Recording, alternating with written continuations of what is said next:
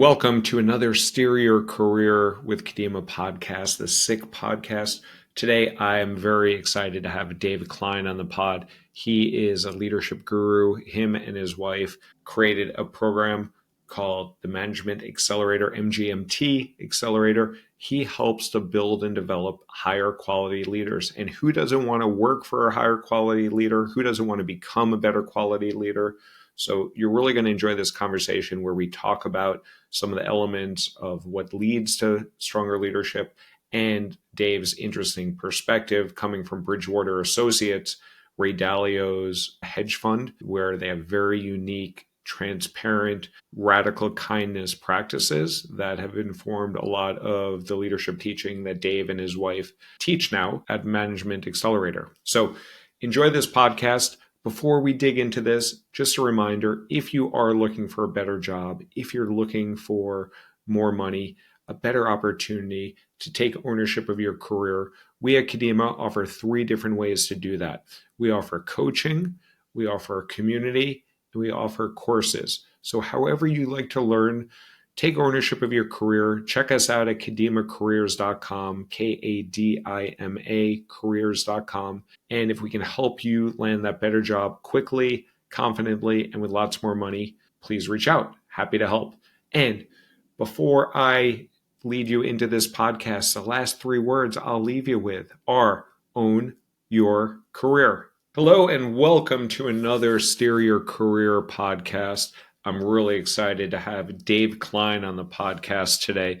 Dave is someone like everybody that I meet nowadays.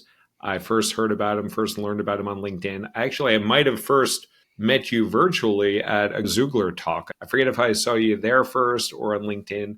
Dave is a leadership guru, has a background from one of the most interesting companies that I think exists, Bridgewater Associates, and he has started his own business now. So Dave, I'd love for you to share a little bit with the SICK career audience here, a little bit about who you are and your background. First, insider intel on that exit. While Costco is helpful, but it's old news. In a couple months, we get the first Connecticut Wegmans opening up. Ooh, I love Wegmans mac and cheese and the ultimate chocolate chip, the Wegmans ultimate chocolate chip cookie. And so I grew up upstate New York. I grew up in Canandaigua, New York, where Danny Wegman, one of the founders, lived like 10 houses down from my dad on the lake. So finally, full circle, in my mid-40s, I get to have Wegmans back in my life finally. So I did not know that. I went to school at Binghamton. I was a big fan of Wegmans. That's what we would do on Friday nights in Binghamton. Go to Wegmans. Now, the bummer is they've gotten rid of the bulk food scale thing where, perhaps in my younger, slightly less ethical days, you just lift the gummy bears up and get a few extra for a couple cents off. But my background, I would say for the first 80% of my career was much more traditional. Right? I had an undergrad degree in engineering. I did consulting. I spent 10 years at Moody's, which was a bond rating agency that happened to be buying a bunch of analytical businesses, and I was more on that side. And then I spent the next decade at Bridgewater, where rotated through a variety of management roles. And it's a idiosyncratic culture that is not for everybody, right? We believed in radical transparency. It was a highly systematic way of managing, but we thought of management as a craft in and of itself. So we had investors and we had client service people, but we also had managers who were on their own separate track. And so despite having an academic MBA from a pretty good business school with Stein, this was like an on the ground, what does it take to structure and set up work and get really high performers to work together collaboratively to get big, ambitious things done. So it was like I got a second MBA by being in the research department, working directly with Ray Dalio for a couple of years, working ultimately in talent and recruiting and executive development. And so then I parlayed that into the last 3 or 4 years where my wife and I started a business training other individuals, other companies on some of the basics of how to manage and how to lead high performing teams. And your wife has an interesting background as well. I believe she's a Zoogler, like an ex-Googler as well. What's her background and how has that informed what the two of you teach with your leadership philosophies? She also grew up in the same town I did, so also a Wegmans fan. But her background is it's 1 + 1 = 3. So she started at Goldman Sachs. She then spent a bunch of years at Google, mostly in sales. And then when we started to have our kids, spent a good chunk of her time doing the most important job, which was like running point on that for us. And then but she built up a book of real estate business as well. And so you'd say, in every way that I've bounced from strategy to tech to operations to talent, she's mostly been client leading throughout her career. And so it's nice because it's like, A, she has complementary superpowers. And then B, when we were creating our program, we said if it worked at Goldman and it worked at Google and it worked at Moody's and it worked at Bridgewater, while there's no universal truth to leading good teams, it's probably pretty close to advice that almost anyone could apply, whether you're a new organization, a small business, a scaling FANG, which we've had students and leaders from all of the above be a part of our journey. And what is your journey now? What's your mission in your new business? What's it called? And what are you and your wife trying to achieve with your management business? I was going to say, as another founder, small business owner, I think you probably feel some of this too, where you're like, what is it today? It kind of keeps evolving and shape shifting, and you get settled on a mission and then you kind of want to tweak it. I'd say our main mission right now is to try to help 1 million managers skip the mistakes we made, treat their teams well, get great outcomes, and get home for dinner. Like that, we take all of these, we take some of our highest performers. We know that we can accomplish more together than we can alone. And so we ask them to step up and lead teams, and we don't train them to do it. We don't support them in doing it. A lot of times we're like, I figured it out, you'll figure it out too. And the failure rate on managers at the entry level, at the mid level, and at the C level is 60%. Like 60% of people are removed in 18 months from management jobs. And so your reward, if you're in the 40%, is getting promoted to the next level and restarting the clock. And while I don't think management or leadership is easy, I also don't think it's complicated. But a lot of times you distill it down and you're like, it's basically be a good human, be organized, be consistent, be clear, be empathetic. And then there's lots of tactics that you can put underneath that, lots of tips that we've learned along the way to say, yeah, but how? So we try to move past the management theory and giving people the how. So, our mission is to help those people by giving really practical insights that let them be on the right side of that math equation. The empathy part specifically intrigues me because some of the companies that you've worked at and your wife has worked at don't necessarily convey empathy, or at least as an outsider perspective. So Bridgewater, at least my perception of it, is a pretty hard charging environment, very direct culture. Goldman also is not, I don't think most people would think of leadership at Goldman to be considered empathetic. Google is a pretty hard charging environment as well. A lot of scooters and granola, man. It does have that. And you do have the people on the roof of Hooli, rooftop slushy and things like that from like Silicon Valley sort of heyday. But you don't think of these companies as typically building and encouraging empathetic managers. Am I wrong with that perception? And how do you find the empathy play out in some of the cultures that you and your wife have been part of and in some of the cultures where you train leaders at now? I don't want to say you're wrong, but I would say that I think that perception, at least across the 3 companies you listed, would be accurate from the outside, but not necessarily at least how I experienced it inside. Are there people who are highly opinionated, type A, driven, work 100-hour a week in these organizations? 100%. It's funny, Mara and I spent a lot of time writing, both of us, on LinkedIn, on Twitter, and we'll joke that no one's ever done anything all that amazing defending their boundaries. And I'm like, yeah, it's not for everybody. Like Bridgewater by design was not for everybody, but it was for the people who wanted to be surrounded by other like really strong, highly intellectual people who are willing to fight to figure out what was true. And to me, how does that work? And one of those is taking, I think, one of my big beefs with how a lot of people size up the world today is that we put things on spectrum and say it has to be this or that. And I think the most creative, impactful organizations and leaders can see that both things can be true at the same time. So we had this concept of you had to be open, like radically open-minded and assertive at the same time. Now, when people would come to Bridgewater, and again, I had a lot of new people underneath me, we were simulating, like, they would think of that as a spectrum. You're like, oh, this is something I don't know much about. I should be really open-minded. This is something I'm an expert in. I should be really assertive. And that wasn't actually the point. The point was, even if there's something you're an expert in, and so yes, you should have a very clear map of how this goes. You've experienced all the ways to win. You should be very assertive about that. You should be pretty humble that there's an awful lot of information in the world for you to take in that you probably aren't seeing it all. You're surrounded by other really smart people. And so you should be deeply humbled and open-minded about what you might be missing at the same time. it's very easy, I think, from an outsider to see these hard charging people and be like, that must be low empathy. But the only way that you can say, I'm going to have an idea meritocracy, I'm going to search for the best answers, even if it's not based on authority and hierarchy, is for people to do both things, to think independently and then hunt for the better ideas that changes what they're doing or overrides what they're doing, et cetera. And if you can get everybody doing that mutually, you can have empathy and that sort of like assertiveness that I think is what the outside sees. And I think it's similar to what Kim Scott talks about in Radical Candor of caring personally and challenging directly. Is it similar in that way? I think so. I mean, she and I had a bit of one of my first like, whoa, is this happening on Twitter moments when I started writing 3 years ago. I did a post about giving feedback. And at the end, I cited principles from Ray and principles from Kim. And then Kim responded and went tweet by tweet through the whole thread to be like, this is a good point. I agree.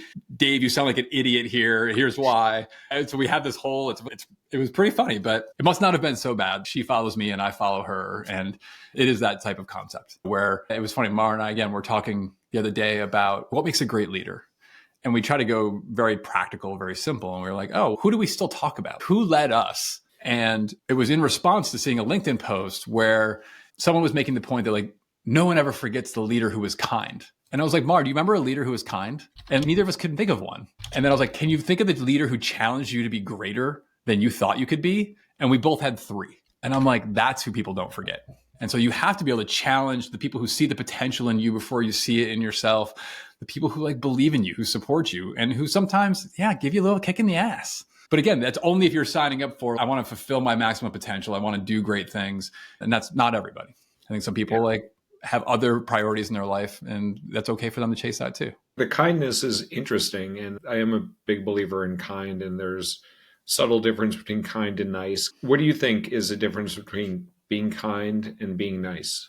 Or do you think they're the same? If I were boiling it down, I would say the difference is honesty. Yeah. Like nice might be pulling punches. It might not be, exactly. It might not be very kind for me to give you very direct feedback. It might not be very nice for me to give you direct feedback, but it's kind. Like if we're aligned on what it is you're trying to accomplish.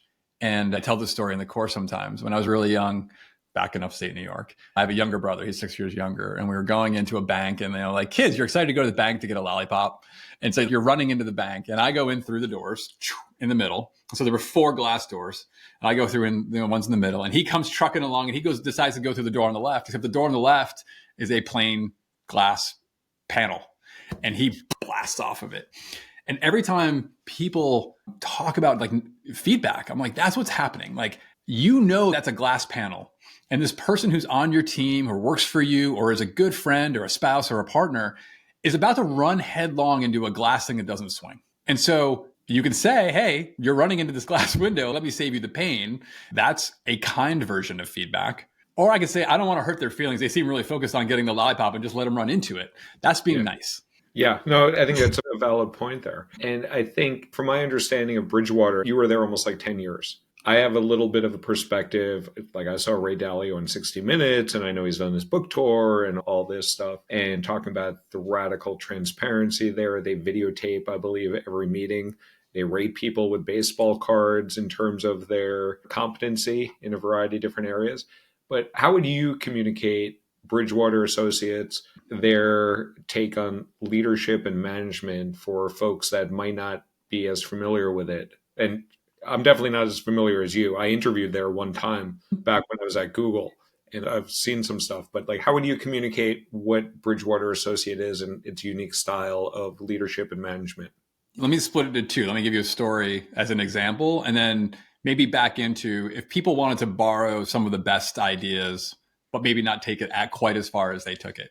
So one of my favorite stories was actually while I was interviewing there. I go through the interview process. I'm driving in. So it's this wooded campus. I'm driving in and the recruiter calls me to be like, hey, you said you're cool with transparency, whatever. Just want to warn you what you're about to get yourself into. And I was like, oh, that's good heads up as I'm driving into the place. What will this be? And he was like, just so you know, they're going to record everything. If you say no, the day's over. And I was like, oh, okay, I kind of heard that. So be it. He's like, okay, then you should be great. Have fun. And so I go in, I go through 2 interviews. Both of them go great, really connect with the other leader where I feel like I can really have an impact on the team they're trying to have.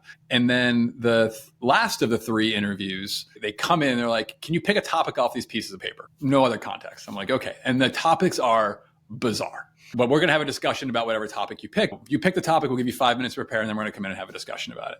I don't remember all the rest, but for some outrageously ludicrous reason, I pick, should there be a market for human organs? Should we have a new asset class called human organs, and you can trade hearts and kidneys and whatever else? I bombed this interview. Like, I don't have a credible argument. There's no frame. There's no structure. They bring in like who would be my peers, and they bring in a 22-year-old.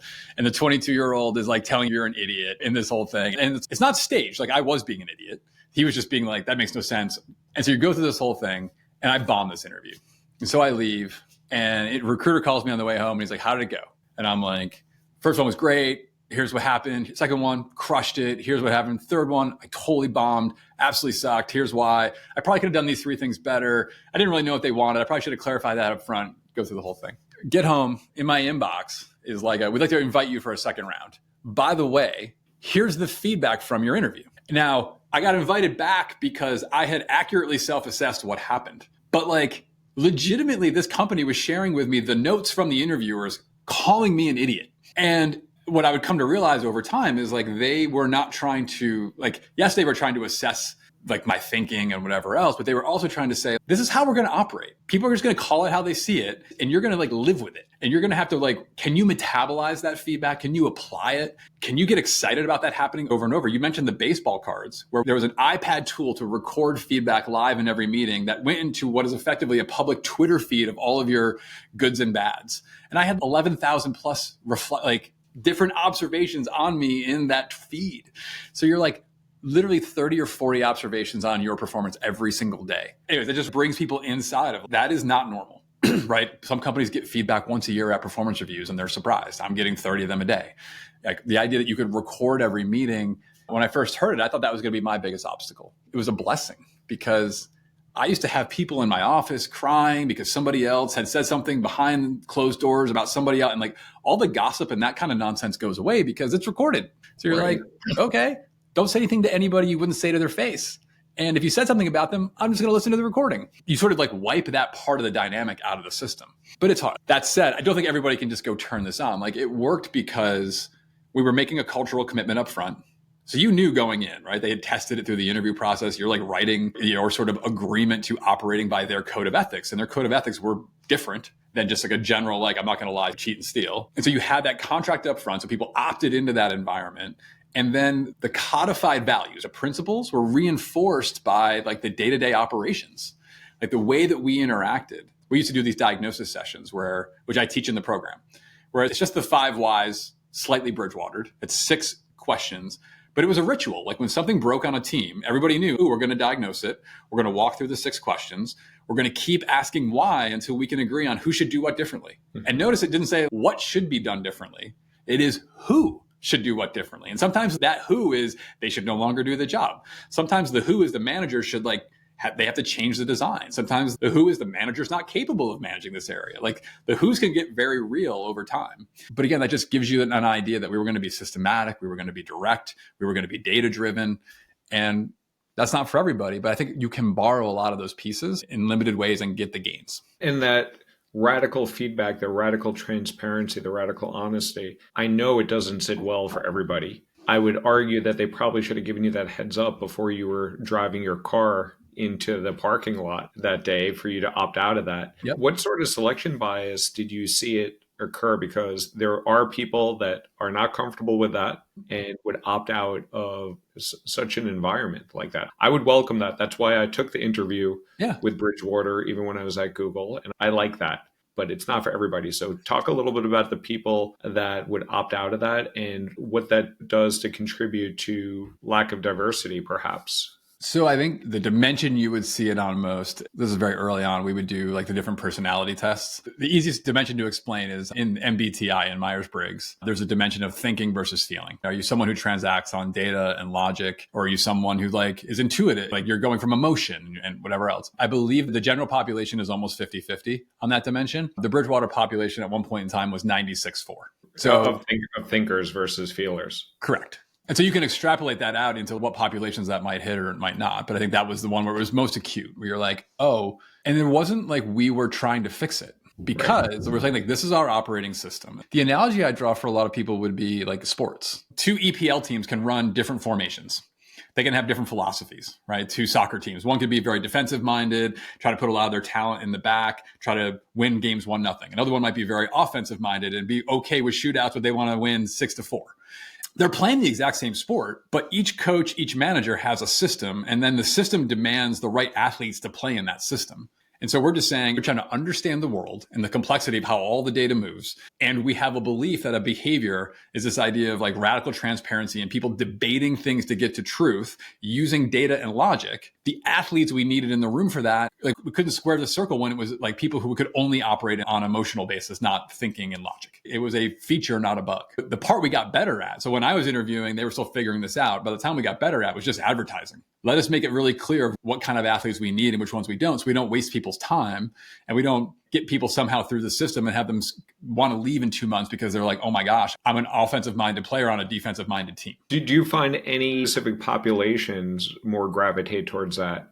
You can guess them. My hunch, and I don't have data on this, is it would be more male-dominated of a culture that might be more towards the thought side versus the intuitive side. That's just my hunch. And also like financial services also tends to skew more towards men versus women. So I'm curious if there was a challenge with that or if you saw any correlation with gender or race or anything else of people that skew more towards the thought versus the intuitive side. It was something we thought a lot about while I was there. Maybe they think about it even more. Maybe they think about it less. It's now been half a decade. To your point on financial services in general, we weren't outside the norm. We were actually slightly better than most financial services firms, which was it's a little bit counterintuitive, right? You would think it's already bad, and then we're going to have a really hard charging, direct thinking, not feeling. I do think part of it was because we got more magnetic in how we appealed to people. It also skews the other way. Like we were very attractive to former athletes. So a lot of like Division I men and women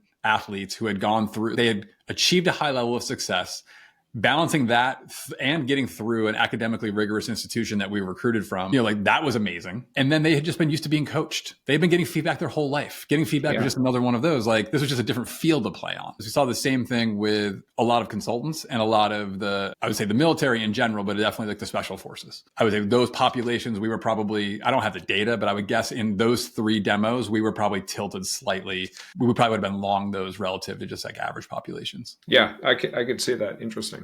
So let's go a little bit to your leadership business. So right now, you and your wife with your management company train leaders to become better leaders. How would you communicate what your company does? I wouldn't communicate it that much differently. Like I believe that we all can find our style to lead others. That's true. Like introverts can do it and extroverts can do it. People who are data-driven can do it. It turns out emotionally intuitive, creative people can do it too. And while figuring out your style, there are just some certain basic systems that people can put in place to actually make it much easier on themselves. And the gap that we were trying to fill was there's lots of what I would call like well-intentioned and accurate theory. And then a lot of times when you probe into or you read the book and you're like, where's the how part? A very tangible one is you should give real-time feedback, constructive and positive, as much as people like, yeah. And if you poll the average employee, like most employees want more feedback, not less. So you're like, I have this concept, I should give more feedback. I have data to tell me they want it. Now what? And so like those 2 things are pretty much true and no one's doing it. And you're like, why aren't they doing it? And they're like, I tried it one time and it went sideways, and I don't really know how to do it.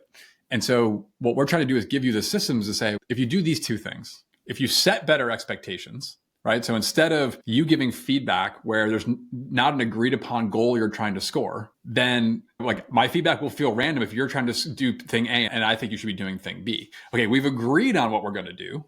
So now we have this shared understanding of the rules. And I can give you feedback and say, hey, you're doing a great job against that. Or, hey, I think you missed in this way. What if you tried this different thing, et cetera?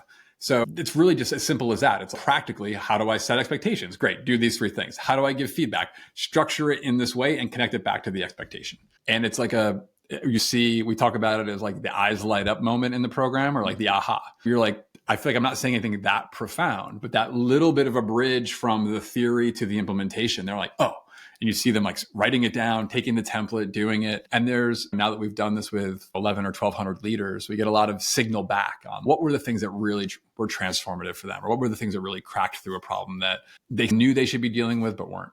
I think that's our gap, is like filling that practical bridge. Yeah. And that's an impressive number of leaders that you've helped, about 1,200 leaders. And I think you said you have a mission for 1 million, similar to ours. We're trying to accelerate 1 million careers. It's good to have those big, hairy, audacious goals. Of those 1,200 or so leaders that you've helped, how often do the leaders come to you and your wife asking for support? And are there situations where they're almost mandated to from their leaders because they were poorly performing, or it was like remedial? Like how often, like what percent of time is it someone raising their hand? Okay, Dave, I want to become a better leader.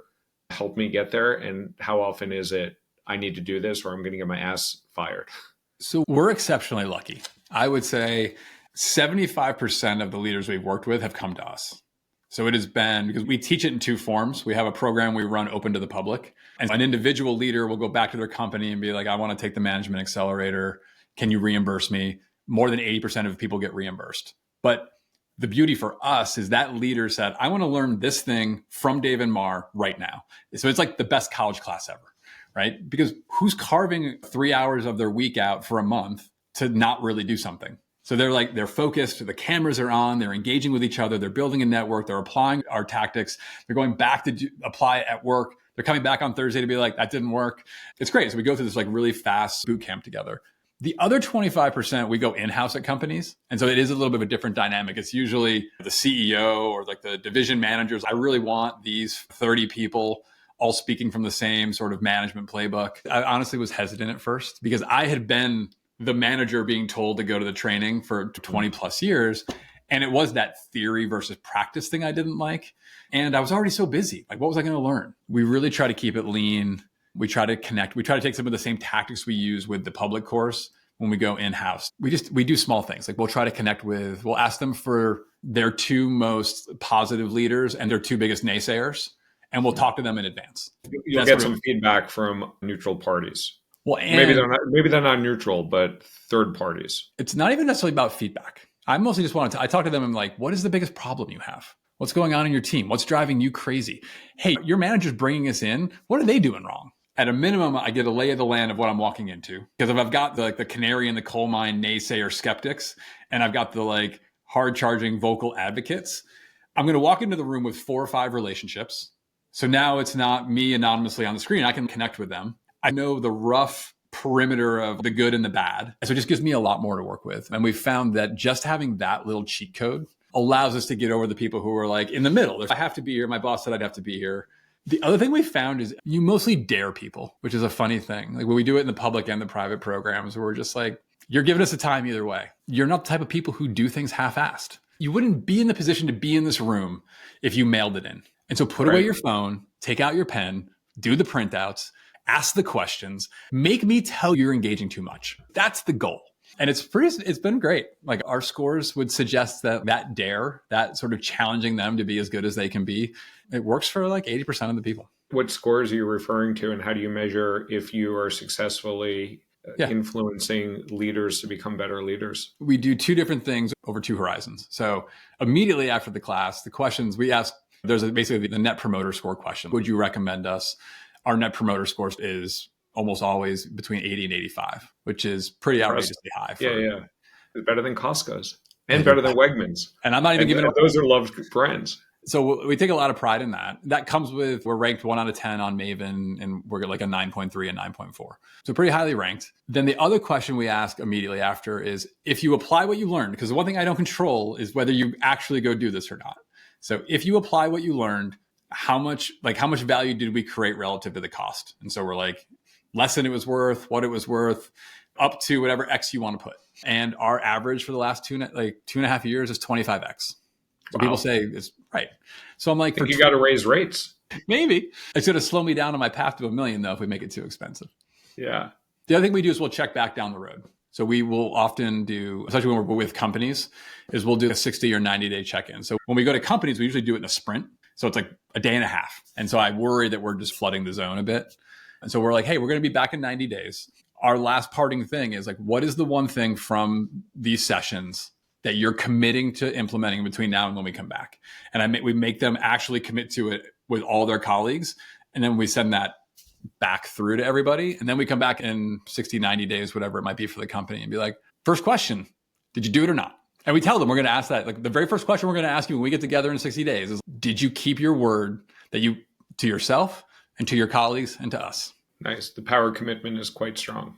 It is. And again, with these companies, they're spending real money with us.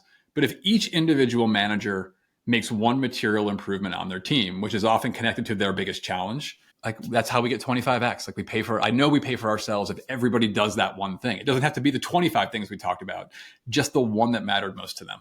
Between you and your wife, Marsden, you've worked at some great places. You've learned a lot of leadership lessons from there. Where else do you and the Management Accelerator get your ideas and perspective from? Are there particular books or leaders in the space that you strongly adhere to or recommend to others? I'm like glancing over at my bookshelf. I would say I could rattle off a bunch of the usual suspects. The ones that are coming to mind that I would say, I'll separate it in two buckets. Like what was most influential to me at a point in time in my career, and then maybe what's got me now. The one that came to mind for in my career was actually Ryan Holiday and his writing on the Stoics. And it at a couple different... Obstacle is the way, or... Yep. Obstacle the Way was one of them. There was another one too that I got into. I just can't see the title. But I was finding myself a little bit, if you put a spectrum of, is the world happening to you or are you happening to the world? I find that I am in my closest to peak state, flow, whatever words you want to use, when I believe I'm happening to the world. Like I have a belief I can put a dent in it. I'm making progress on putting a dent in it, etc. I definitely found myself in a few points drifting to the other side of the spectrum. I'm like, the world's happening to me. I don't think I've ever quite gotten to I'm a victim, but it was just like, I was making a lot of excuses for why I wasn't thriving in the way I think I was capable of. And like that writing is so much about extreme ownership and taking agency, and to hear it in different and 1,000-year-old words. And then his interpretation of it, I thought was a really meaningful, it was one of those books that found me when I needed it. I would say probably the most inspiration post, as we've created this leadership program, I'd say there's two buckets. I was a social media lurker for my whole life. I was on Twitter, just scrolling, never liked, never retweeted, never commented, nothing until this business.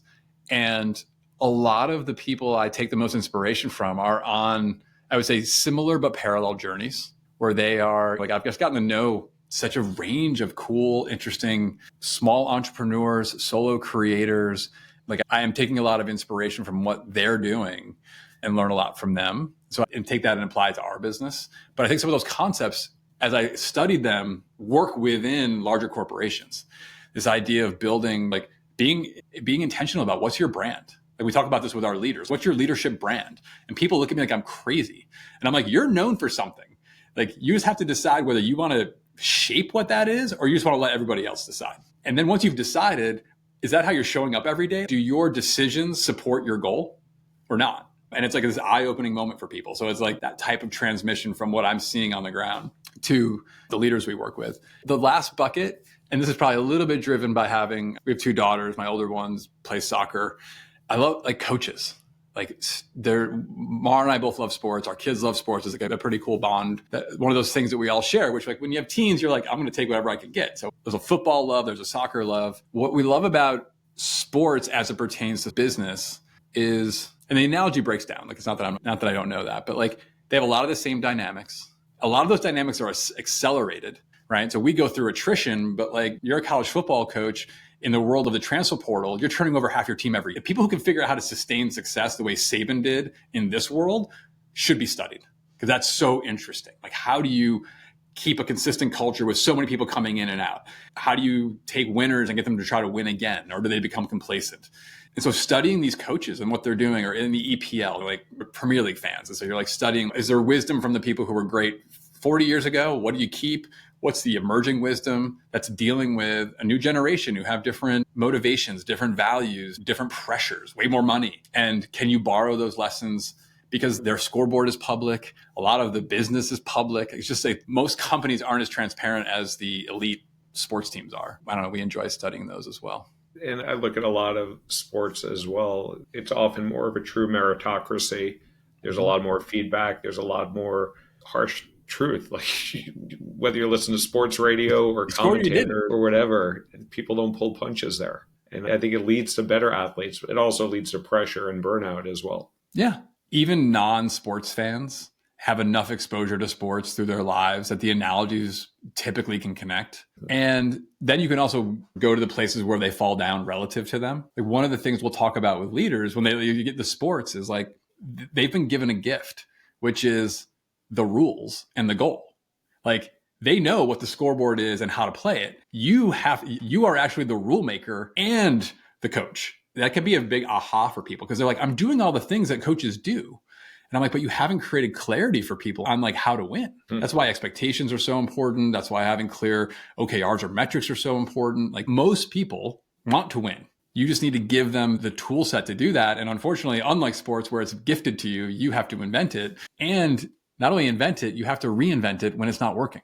Yeah, that's very true. So we're wrapping up on time. Okay. And I really appreciated this conversation. And I'd love to go into leadership depth. It's an area that I'm very interested in. But alas, we're running low on time. So the last couple of questions I want to ask you, Dave, is what is one piece of sick career advice that you'd like to leave our listeners with? You had previewed that this would be a question that you like to ask everybody. The one that comes to mind, I'm trying to think of what is universally applicable. I think the closest I could come to that is be an energy raiser. One of the other folks I met along the way is this guy at my internet journey, this guy, Justin Sua, who's a performance coach for the Browns, the Red Sox, the Rays most recently. He came into one of our programs and did a Q&A. And he said, look, like life is filled with two types of people, fountains and drains. I know who I want to surround myself with. And the analogy stuck with me. And as I looked back through my career and said, okay, the people I would say were high performers, the people who were getting promoted the most, the people who were A players, it was like 95% of them were fountains. Like that problems were puzzles to be solved, that their job was to raise the energy of the room, that they wanted to take problems from their manager and make that person's life easier. They didn't want to have debates about boundaries. Like they were hungry for more. And so there's just a part of, I think if you say, every time I get into a meeting, every time I get on a Zoom call, every time I walk into the office, every time I'm meeting someone for the first time, I have a choice. I can be the person who brings the energy up, or I can be the person who sucks it out of the room, right? I could be the fountain, I could be the drain, the energy vampire, pick whatever you want to be. And I'm like, it is a choice. You get to choose, and anybody can do it. If you can just say in every single interaction, I'm going to see if I can move the temperature up 1 degree. I can bring the energy up a little bit. I can lighten the mood slightly. That will accumulate and pay off in a way that your trajectory is like totally within your control. We just like people we like to be around. I love that. And I just watched the 50th anniversary special of SNL. So you want to be like the Chris Farley, bring the energy to the room. And you don't want to be a Rachel Dratch with the Debbie Downer character. Exactly. That's so important in leadership and life in general. People that you want on your team, people that you want to be around.